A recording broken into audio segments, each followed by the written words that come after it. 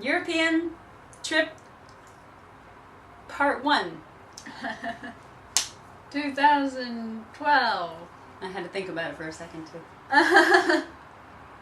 The world is ending, so we had to squeeze Europe in there. It's going to be totally different this time next year. So, it started with Danny arriving in Rome on July 5th. Which sucked. Jet lag. I've never experienced jet lag before, and it was just so horrible. She was pathetic. She was really pathetic. I'm just going to sit here for a minute. I'm not going to go to sleep for like 7 hours. My favorite was, I'm getting hungry. So I go to the kitchen to get some food and come back, and she sleeps for the next 6.5 hours. And it was impossible to wake up, no matter what time of day or night or how much sleep she had. And then I woke up and the food was sitting there. Very cold like pasta. 6 hours earlier. Well, half of it, because I ate half of it. Yeah. Yeah. So the jet lag was really harsh. But then we went out and saw the scary statue. Oh, the Faust. Faust is, it's got 3 sides. And the first one is his name Faust? The character's name is Faust? Yes. Faust with his daughter, who's all pretty and neglected. Yeah, innocent. And then Faust is begging forgiveness from someone who we don't know who. And then the third and best part is the side with the demon that is tormenting him Over his sinister shoulder. And Faust is all, because he sold his soul, so he's all, oh yes, I've heard it all before. And the demon's all, bah, you're going to hell. Bah. It's a really cool statue. It's really creepy. And it's in the Villa Borghese. Villa Borghese. Villa Borghese, si. And the water fountains. The water fountains, my favorite water fountain thus far is in the Villa Borghese. And it is just a fountain. But they have aqueducts, which I knew they had aqueducts in ancient Greece, but I didn't realize that they were just still here. So there are fountains like every couple blocks in all of Rome, and you can just like put your face under it and start drinking it. And it's totally clean in the middle of this like filthy city. And it's cold. And it's cold. Cold, clean water flowing everywhere. You can just drink it. Which is good because Rome is hot. Yeah. There's a lot of Bernini sculptures in Rome. My favorite. He's pretty cool. So the following day we did Trevi Fountain and the Capuchin Crypt. There was just, you know, a couple rooms just like filled with hundreds of skulls and thousands of bones, and that was displayed artistically. Like the chandeliers were made out of, oh god, so cold. So the idea was that these monks, rather than being buried, were laid out in such a way to depict what a normal life of a Franciscan monk would be, even though they were done by the dead monks. So they were shown in prayer, and they were shown just like doing normal monk things, except for they were all, you know, skulls were supporting the beds that they were sleeping on. It was just kind of creepy and weird and gross. Yeah, the chandeliers were made But the chandeliers were made out of bits of bone, which, and then all along the wall they had all the bones like displayed like it was wallpaper. One of their things that they used a lot was they'd have a skull, and then they'd put a shoulder blade on either side of it, and it looked like wings, so it looked like a skull with wings. Yeah. And some of the skeletons were still full, and there was one that still had skin on its hands and fingernails. Yeah. And there was another that still had facial hair and lips. It had a beard and eyelids. Eyelids. That was creepy. For some reason, the ones that looked most like still remaining flesh were a lot creepier. So yes, and then we went to Trevi Fountain after having Danny's first Roman pizza. Totally shitty. We went to the Vatican Museum one day and saw, well, the Egyptian room was closed. We're going to have to go back there on that last Sunday. So Vatican Museum and Sistine Chapel. Your thoughts? I was really anxious to see the Sistine Chapel just because it's so famous and supposed to be so, like, such a big deal and so amazing. We walked in there and I didn't realize we were in the room. Like, I looked up at the ceiling and I was like, oh, cool, yeah, ceiling. Because all the ceilings were painted. So I, like, looked up and I was like, oh, that's cool. And then my mom was like, oh, here it is. And I was like, what? And I, like, looked up again and I was like, oh, yeah, there's that. Oh, yeah. Oh, yeah. Let's do the God and Adam impersonation. Michelangelo didn't want to do the Sistine Chapel at all. He did a self-portrait in there. Oh. He made himself Bartholomew. Saint Bartholomew, yeah. Who was filleted alive, skinned alive. And that sucks. Yeah. And he was all being a suffering artist, and he was all, oh, they're making me paint. No. On my back for 4 years. My favorite, we went to the San Giovanni in Laterno. I'm never sure if I'm pronouncing that one correctly. But that's one of the basilicas, and it has the gigantic statues of all of the disciples with some sort of symbolism of how they passed or what they're most known for. Bartholomew was, they're just gigantic, and he's standing there and he's got his skin hanging over his arm with his face there. Blah. There's another one who's standing on some sort of a sea serpent. There's another one who's holding the cross. I think he's holding it upside down. So I don't remember if it was the first night or the second night when we went to Via Nazionale, and that's where the Basilica of the Angels and the Martyrs was, the one with the doors and the, that was the first stone night. statue with the lighting on it. Mm-hmm. Yeah, they have a door, Michelangelo. big, giant, tall, black metal doors, with faces like coming out of them, on the cover of the Pink Floyd album. You know what I'm talking about? Mm-mm. Where his face is like coming through. No, but I'm a little out of touch. Pink Floyd was before your time. Anyway, yeah, so it's very artistically and creepily done. But there's also this kind of like an inset where they have just a stone there. It's just like a normal looking rock, but the way that they have the lighting hitting it, it looks like there's a sort of specter hovering, and it's A cloaked spectre. cloaked specter. So when we get back to Rome at the end of our 1 month road trip, we need to go to St. Peter's Basilica, which is, wow. That's the one with the statue of Mary holding Jesus like this that I want to see. She needs to spend some time at the Campo di Fiori at night. And Piazza Navona, we went there and saw just a few of the statues that were in the center. Remember that one with the 4 rivers? Yeah. With Bernini did this statue in Piazza Navona, and this huge, beautiful, amazing, awesome fountain. And the story goes that his rival, I'm going to say Berlusconi, but that's not who it was. Brunelleschi? Oh, No. God, I'm blanking out on his name. Starts with a B.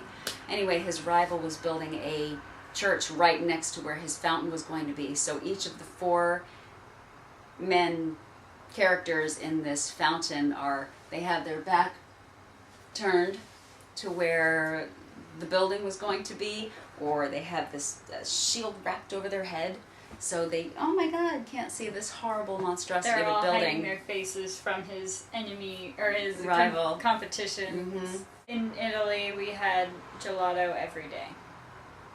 Mostly just for lunch. Like, we'd go out for gelato for lunch. Mostly just for cooling off. It was very, very hot. It was way too hot to eat. So gelato was really the only way to cool off. Getting ice cubes doesn't happen. No, like you could walk into just some shop with a refrigerator with like Coke in it, and they won't be like, it'll be in a refrigerator and it won't be cold. They're just not, and it's so hot there. They're just not about ice there. Cultural difference.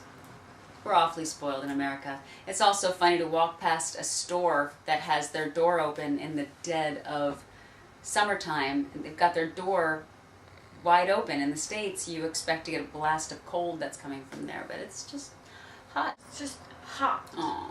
So we had to leave and start driving north. To leave. Yeah. We rented a car. We have a Ford Fiesta. Autobahn, a Ford Fiesta. We'll get there. So, first stop was Perugia in Umbria. Umbria was cool. Umbria is in Italy. What region is it in? It's in Umbria. Perugia is in Umbria.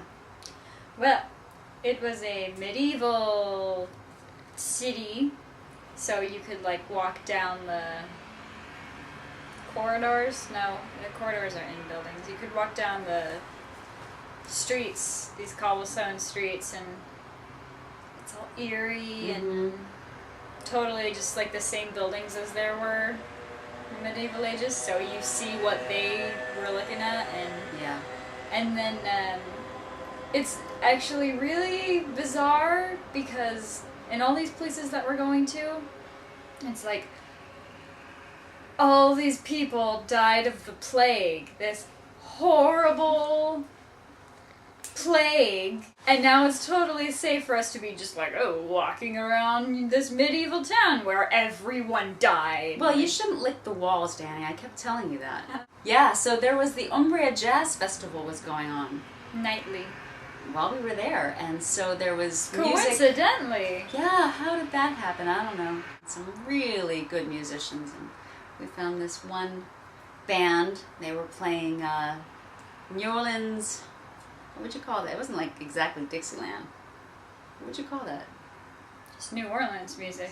New Orleans jazz, and they were really good. They really had a trombone and they didn't have a sax. I think they had a tuba. They had a guitar and a banjo and a vocalist, and they had a washboard.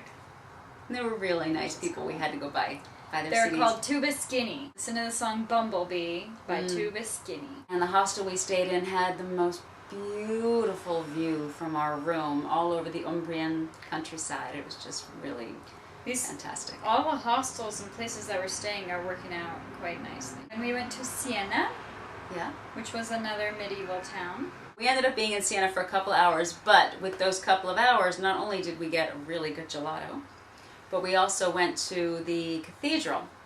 The baptistry was not that big of a deal, really, but the cathedral was remarkable. It was so beautiful. Had these huge columns, and they were black and white. Yes, the one with the faces in the wall, up at the top. All the way around, they had popes and stuff. All the faces of all the popes and priests that had been there. From there, we went to San Gimignano.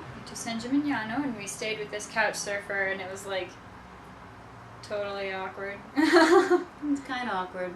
Neither, like, we weren't interesting to them, and they weren't interesting to us, but we were, they were being really nice, letting us stay there, so we, like, made conversation. Mom made conversation. I laughed occasionally. Well, it was a little tricky finding a common language. She really wanted to practice her English, and she really wanted her husband to practice English. He didn't want to practice English, and we didn't understand enough Italian, so we were speaking in French. So she was getting annoyed because we were supposed to be there helping him with his English, and instead we were speaking a language that he was already comfortable with, which Danny was not. So we gracefully got their Wi-Fi password and let her left the room. slip somewhere else while I made friendly. She took us to San Gimignano and like ran around. We're like stopping and we're like, wow, look at this corridor. Wow, look at this architecture. Never seen anything like this before in our lives. And yeah, and she's like, come on. And we were like, she was showing us around, but there were like 5 things that she wanted us to see. So we would like run from one side of the town to the other to see these 5 things, and then she was like, okay, yeah, that's it. That's all of San Gimignano. Have a good, ride back. And we were like, thanks. Bye. And then we like spent the rest of the day strolling around. And the medieval Manhattan, it's called, because it has, 14 towers? 12. Used to have 72 towers, and now they have 12. The main reason we went was because it's supposed to have one of the best museums that Danny was interested in. There's these... Went to a torture museum. For quite a while. She was gone for quite a while. But then we regrouped and rolled out and headed up to Firenze, Florence. And in Firenze, we went out in the evening, because Firenze is really beautiful at night. And we explored around and saw the... Oh, I'm forgetting the name of the square where they have the replicas of the major statues. They have a replica of the David where it actually had stood at the out front of the palace, and they have all of the perfect replicas of many of the major statues, and they're just outside. And there was live music there. They had a chorus. Went to this super fancy schmancy place. There was a statue of a lion in there that was just totally captivating. They had like 4 lions, and 3 of them were okay, but there was one that was like super angry, and he had a huge mane and giant paws, and I was just totally captivated by him. You saw the Duomo and thought it was just too over much. The top. It's so detailed, but not in a way that it's like, wow, look at that. It's like detailed the exact same way all the way around. Like, it's this extremely intricate pattern, but on the entire giant building. The doors of the baptistery, there's 3 sets of doors. The ones on either side are, you know, in their own right, pretty awesome.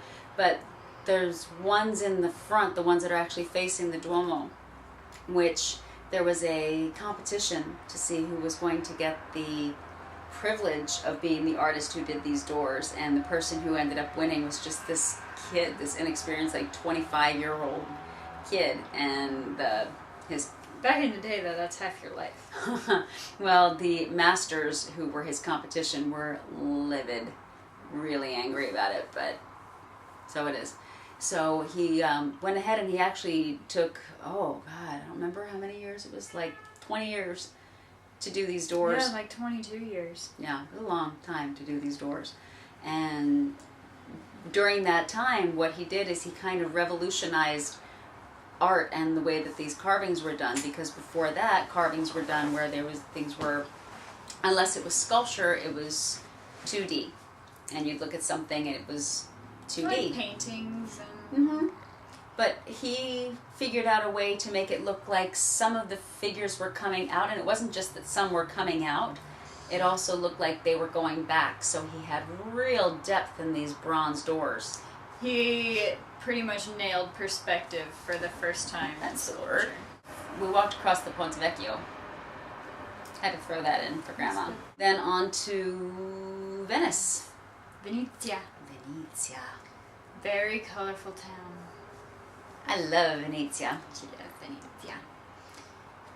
We went camping across the water.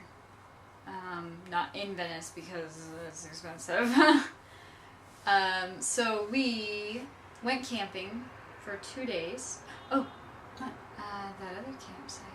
But we went camping for 2 days in near Venice, and then in the morning we went across the water, which took a half hour, on a boat, and which was just a boat. It wasn't like a gondola or anything. We went into Venice, saw all the colorful houses and churches and buildings, and there was a big, I don't know if it was a church, I think it was just a baptistery or something like that. There was a big building dedicated to the celebration of the end of the plague. Oh, that was Santa Maria something. There were like vines growing up the sides of these beautiful colored houses, and it's, you know, it looked exactly like every picture of it ever. It's that pretty.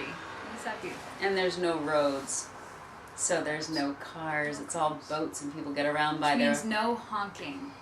They got their rowboats and they got their gondolas, and some people have motorboats, but really most of them are rowing, and it's so nice and quiet, and bridges everywhere.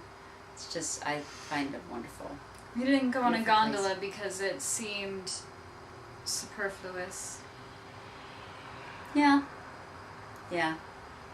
An unnecessary Tory thing. Yes. And we had gelato that was so chocolatey that we couldn't stand it. Yeah, it got down to about the final third, and we just couldn't. It was like a home stretch, and we were like, I can't. So, from Venice, we went up to... Oh, no, okay. In Venice, a lot of the people over here have been like the people in Grand Junction, where I've been getting a lot of really weird looks. Oh. I know. Pretty much everywhere in Europe that we've been, people are like, either like, whoa, or most of the time it's stink face, and they're like, they'll stare at me like this, and then I'll look over at them, and they're like, and then they'll stare at my mom, and, you know, with the accusatory parent judgment. How could you let your daughter do that? And it's been pissing me off, because now I'm used to not having to deal with that anymore. So I was getting kind of pissy, because all the old people were being all snooty and making judgments as if I'm not a nice person. However, but we were walking lost in Venice, and this little girl turned a corner. She was what, like 4? 5 maybe? 4 or 5. A little girl with her dad turned the corner and was talking to her dad like blah blah blah blah blah blah blah, and looked up at me and just stopped. And she just stared at me. She just totally stopped walking. And she approached me, and I stopped walking because she got in my way. This little girl just stepped right in front of me and looked up at me with her arms down at her sides and her jaw hanging wide open, looking at me. So I stopped and I was like, and she went, wow. For that long, that's all she could come up with to say. She's just like, wow. She was so excited. Made me so happy. She wanted to touch Danny's hair. So I bent over and she was all touching it. And like, it wasn't like, can I touch your hair? And it wasn't like her dad, can she touch your hair or something? She was like, so I knelt over and she just started like feeling it. And she's like, wow. And like going through it and talking in Italian to her dad. And it reminded me very much of the first time that a little kid goes to Disneyland and they see Mickey Mouse or Cinderella or one of their fantasy characters for the first time in their life, and they can touch Snow White and they're just like, oh my God, I can't believe it. She was like that. She was just awed. Oh, she was awed. It was so I've never cute. gotten that before. Yeah. Camping here is so much different than camping in the States. Camping in the States is you put a tent in your four-wheel up the side of a mountain, and pitch your tent between 2 trees. Or you can go to a campsite and pitch your tent to the campsite. Or you can go to Burning Man. Or if you suck, you can get an RV and sleep in an RV, which is not camping, but it's still out in the wilderness. Here, we went to a campsite expecting to go pitch up well, at least I was expecting to just pitch up our tent. We got there, and this campsite had 2 pools, 2 like heated pools, where you had to wear bathing caps so that your hair didn't get in the water.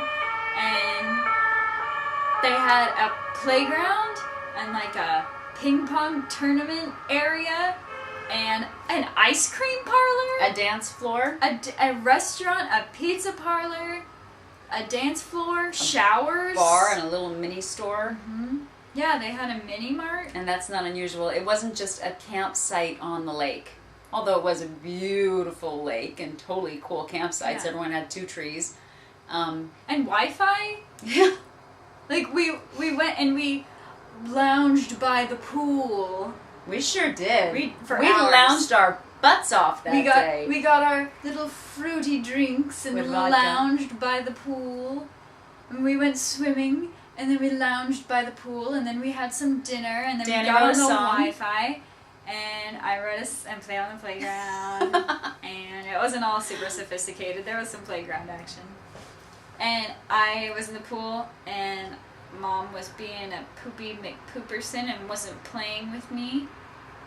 She Hard to play with you when you wouldn't put your head in the water. I can't get underwater because the chlorine will strip my hair of its color. But I wrote a song because I had to play and I couldn't go underwater. So I stuck my arms out and I went, la la la, water zombie, la la la, water zombie, la la la, water zombie. It looked a lot cuter when she was wearing her bathing cap, her bikini. Bouncing up and down because that's how I play in the water. I was just bouncing up and down. La la la, Yeah. water zombie. She got a sunburn. I did. Venezia to Merano. Merano was my surprise. Yes, because it is the name of the first song on a soundtrack Danny and I used to sing all the time from Chess. Merano. It is a lovely, lovely little town at the base of the mountains in the Alps on the Italian side. So we wandered around in the evening, not too terribly impressed, but the following day when we got up, we took the funicular up the side of the mountain. It was beautiful. Yeah, it was just a chair. It wasn't like a gondola like yeah. we're used to. Is that what you're talking about? Yeah, it wasn't a gondola. It wasn't a funicular. It wasn't a chair. vehicle. It was a chair that you sit in and go like on a ski lift, but up, the whole mountain. And it was scary, but way more awesome than scary. It was really peaceful. It was peaceful. And then you just like saw the whole town and went up the side of one of the very tiny Alps. By comparison, it seemed all very tall and beautiful until we went to Austria. Later that day when we were driving to Munich via Austria. Austria. Want to talk about the Alps, Dan? The Alps are so beautiful. Okay, enough said. So beautiful. And huge. They're so big. The Alps are massive. Yeah. And freezing. It was the end of July and we were like, ooh, better put our jackets on because it's a bit nippy. Like we had our air conditioning blasting in the car down in the valley, but then as soon as we got up the mountains we were like, ooh, it's a bit nippy. So I don't even want to know what it's like in December, but it's so beautiful and so green. You could see all the trees, like all the little individual trees. They were very big. We pulled off at a pull-off. It was starting to be a little drizzly and I didn't want to be driving quickly on these switchbacks going straight up the tallest mountain that I've ever seen in my lifetime, which is apparently I have to get to Germany, is go to the top of Austria and then back down again. So I pulled at this turn off and noticed it was so incredibly beautiful. This only other car that was there at the turnoff, the man who's in the car gets out of his car and starts walking over toward ours with his camera in the case, out, and comes up to my window as I'm starting to get out of the car, comes up and tries to hand me the camera. So I'm like, oh. And he says something in Italian. German. Because I speak enough Italian and plenty of French and plenty of English to be able to be saying to him, would you like me to take your picture? Because he's handing me his camera, so I'm guessing that's exactly what he wants. And he's saying in what I think is German, I have no idea what he's saying, but he's handing me the camera.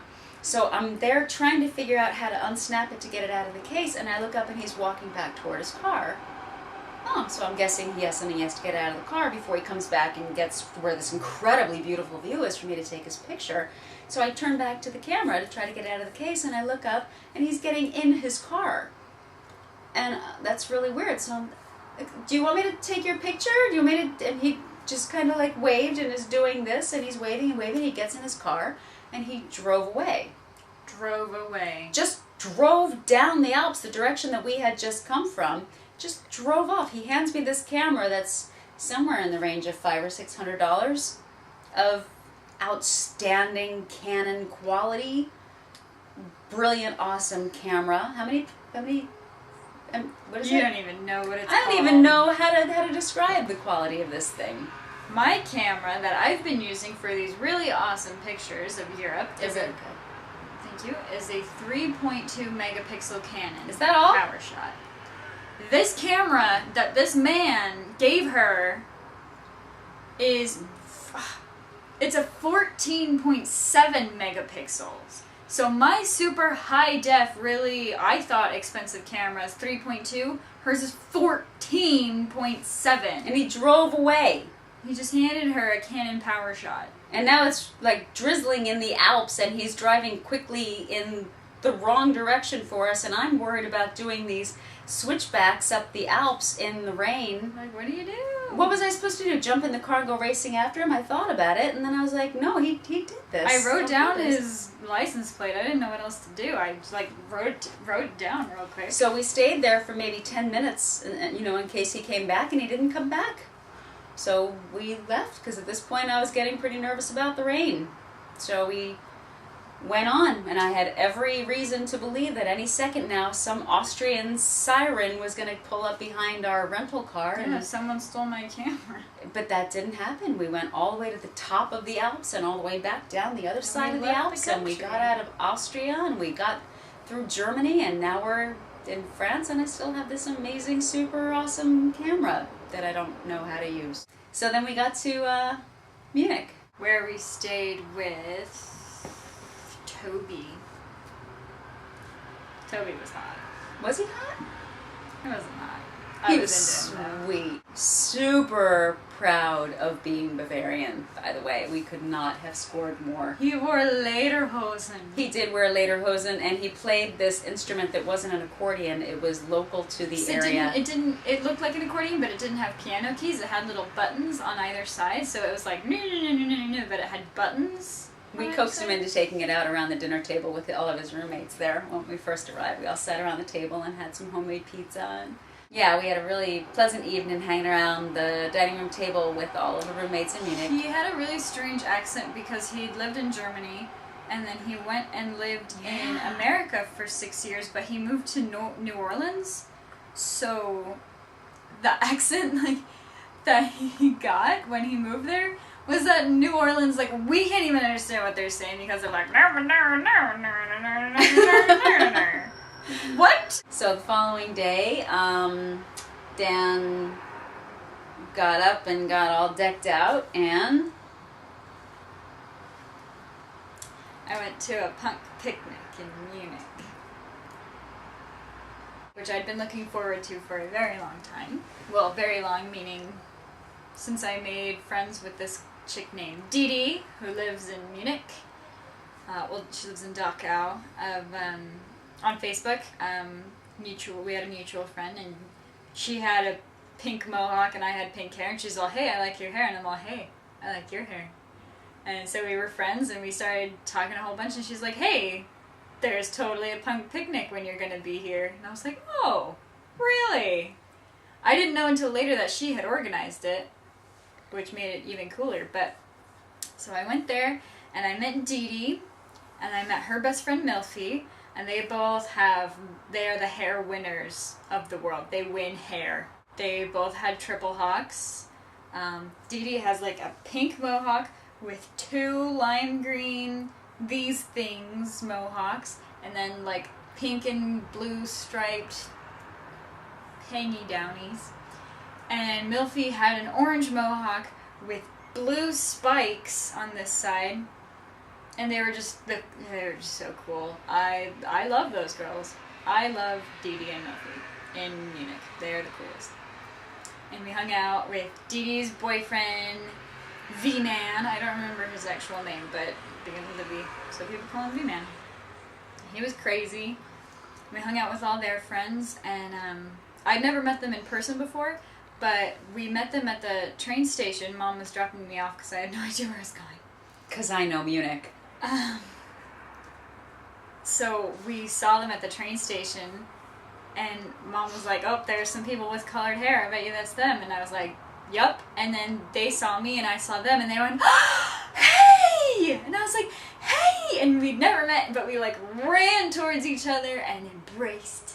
And then I jumped around from person to person and hugged them all, and they were all like, hey, oh, she's here, blah, blah, blah, which was awesome for me. And then we hung out a bunch more and waited for other people to show up, and at the train station, and the German police came over, and they were all, you can't be here because you're punks and we don't like punks. So we weren't doing anything wrong. There were just a lot of us, standing in the middle of the station, and they were like, "You can't be here." That, and we were blasting really loud music. Yeah. The punks in Germany come with their own music. Everyone like had their own giant boombox. Like each punk group that arrived at the picnic had their own music that they were toting. I just got along with everyone, and there was this one guy that was like, "Hey, I live in Austria. If you ever need a place to stay in Austria." So now I'm like, cool, if I ever need a place to stay in Austria, I have this cool punk guy's house that I can stay at. But that was really fun, and there were a whole bunch of really crazy characters there, and it was just a blast. Like, we got there, and everyone was like, "Hey!" And we were like, "Hey!" Like, nobody knows anybody, but we're all best friends anyway, which is just the best. I love that community so much. There's so much love in it. That's what a lot of people don't seem to understand. They think that we hate, but we don't. We love so much more than a lot of people. We're like, "Hey, you're my best friend." Milfy bought me a beer, and I was like, okay. Ein Bier. Ein Bier, and I didn't even finish it. Didn't finish it. Because I Not don't. the point. The point was I know how to say one in German. But then, like, all these other guys were, like, handing me their beers, and they're like, "Hey, what's your name?" And I'm like, "Danielle," and they're all like, "Here you go." I'm like, "Thanks." So that was cool, and everyone was really nice, and Toby seemed a little uncomfortable when we went to where the picnic was to catch up with her and pick her up to go out to dinner. yeah. It was funny. I thought he was really laid back and really cool and really easy, and he was like, "Oh yeah, I knew punks back in school, no big deal." And we got there, and there were, what do you think, maybe like 300? Hundreds of punks. Totally decked out because they were going to be out in public with their own kind, so full on. And Full on. some of them were rock on sober, just having a good time with their friends. Some of them were a little tipsy. Some were puking on their cool outfits. A couple were passed out, but when we got there, I didn't see anyone passed out. I or saw a couple of puking. people passed out. Really? Yeah, I saw one puking on his own pants, and a couple were passed Ew. out. But most of them were just laid back, cool kids hanging out with other laid back, cool kids. They Yeah, were we were- awesome. we were Toby hanging was out a by little the river. uncomfortable. We were hanging out by the river. Yeah.